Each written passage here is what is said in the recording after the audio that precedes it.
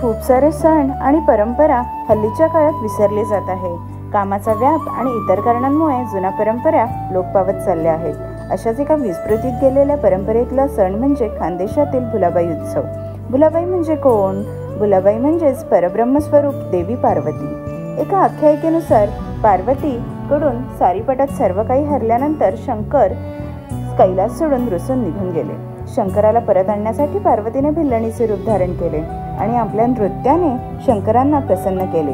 शंकर त्या रूपाला भुलून गेले आणि त्यांना भुलोबा किंवा भुलोजी राणा म्हणून ओळखले जाऊ लागले आणि म्हणून पार्वतीला भुलाबाई असे म्हणतात. कोजागिरीला शिव पार्वतीची मूर्ती स्थापना केली जाते. म्हणून महिनाभर चालणारा हा सण म्हणजे आता फक्त कोजागिरी पौर्णिमेपुरता मर्यादित झाला आहे. विदर्भ, खानदेश, मराठवाडा अशा ठिकाणी भुलाबाई साजरी केली जाते. हा सण बऱ्याच भागात भोंडला किंवा हादगा म्हणून ओळखला जातो.